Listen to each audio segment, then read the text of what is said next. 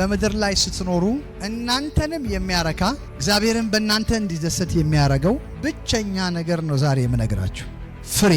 ፍሬ የሌለው አገልግሎት፣ ፍሬ የሌለው ኑሮ፣ ፍሬ የሌለው ንግድ፣ ፍሬ የሌለው የትኛው መውጣትና መውረድ ባዶ ነው። እግዚአብሔር በሕይወታችሁ ላይ እንዲከብር ከፈለጋችሁ እግዚአብሔር በሰጣችሁ ነገር ሁሉ ፍሬ ማፍራት አለባችሁ። ፍሬ የአንድ ጤናማ ክርስቲያን መርህ ነው።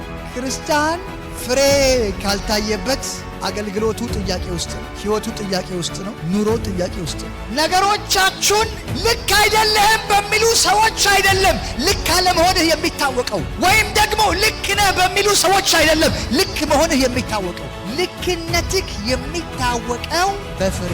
አንድ ጊዜ ጌታን ጠየቁት፣ ታዲያ ያንተ የሆኑትን በምን እናውቃቸዋለን? በዛ ሰፈር ያሉትን የእሱ ነን ይላሉ፣ በዛም ያሉት የእሱ ነን ይላሉ፣ በዚህም ያሉት የእሱ ነን ይላሉ። ጌታ ሆይ እንዴት እንለያቸው? የኢየሱስ መልስ ቀላል፣ ከፍሬያቸው ታውቋቸዋላችሁ።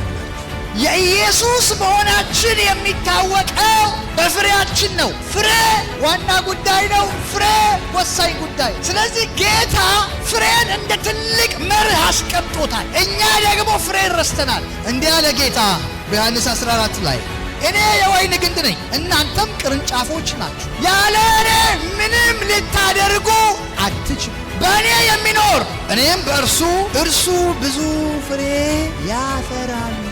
እኔ ያለ ስለ ራሱ ጌታ የወይን ግንድ ነኝ፣ እናንተም ቅርንጫፎች ናችሁ። ያለ እኔ ያለ ጌታ ምንም ልታደርጉ ቢኮዝ ቅርንጫፍ ከግንዱ ተነጥሎ ምንም ሊያደርግ ከግንዱ ጋር እስካለ ድረስ ግን ከአንድ ዛፍ የሚጠበቀውን መለኮታዊውን ነገር ማግኘት ትችላለህ፣ ማውጣት ትችላለህ፣ ማፍራት ትችላለህ ማለት ነው።